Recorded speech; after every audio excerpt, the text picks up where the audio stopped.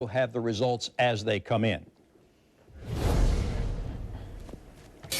Tonight, we continue our I-Team investigation of part of Jacksonville's north side that residents are calling a sinking subdivision. It's the Fairway Oaks neighborhood. 85 homes were built there in 17 days back in 2000 by HabiJax volunteers. Tonight, our I-Team is uncovering more information about why multiple half-inch cracks seem to be splitting several homes down the middle. Channel 4's Francesca Amaker has been looking into it and learned these problems didn't just start. Fran. Well, they sure didn't, Mary. In fact, I've been digging into these reports along with residents, along with workers, and I found one thing. I found that I've not been the only one digging into these, I haven't been the only one digging into these reports. It seems like the people who live in the area have also been digging into the land. And tonight, you're about to see what they uncovered.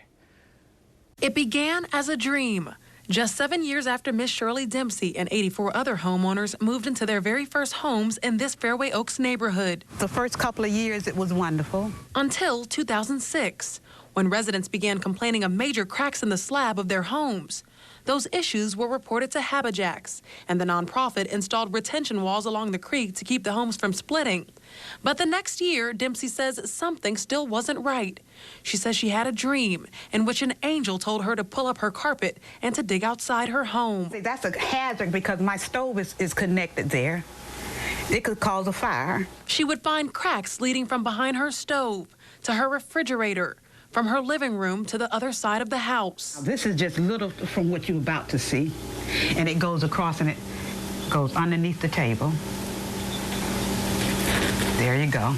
Wow, all the way across the house. There it is coming from behind the stove. Taking a look at her bathroom walls, nails popping out of the ceiling, and her front door shifting, now unable to lock. Investigators hired by HabiJax in 2007 made a big find. And when they went into the ground, they kept going down. They couldn't go low. And I said, what's wrong? They said, there's so much buried debris around your home that we can't take the R-guard deep into the ground. You know, so much of this stuff, this is old wood, and this is the concrete that came up. As you see, and I got some of the sand. Here it is. So this is what my house is built on. The Homeowners Association sent that report to Jacksonville Area Legal Aid, which then began its own investigation. We obtained those reports. They show the land was located near a 10-acre landfill that may have not been lined in the 1950s. By 1969, the landfill known as the Castellano Dump was closed. 3 years later, the report shows workers filled in the low-lying areas with trash.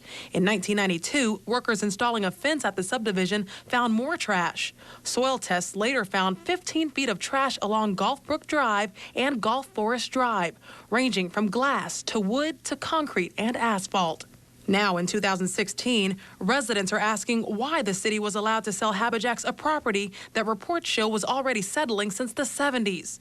Ms. Dempsey believes the $1 price tag just may have been too tempting to pass up. Now, last week, we did hear from HabiJax, who said in the year 2000, 2007, and even in 2013, inspectors passed the homes and cited that all the complaints stem from lack of maintenance and not from poor construction. Now, coming up at 11 o'clock, we actually see what an inspector says about this property. You won't believe what he says about the health hazards that this property is presenting. For now, reporting live, Francesca Amaker, Channel 4, the local station.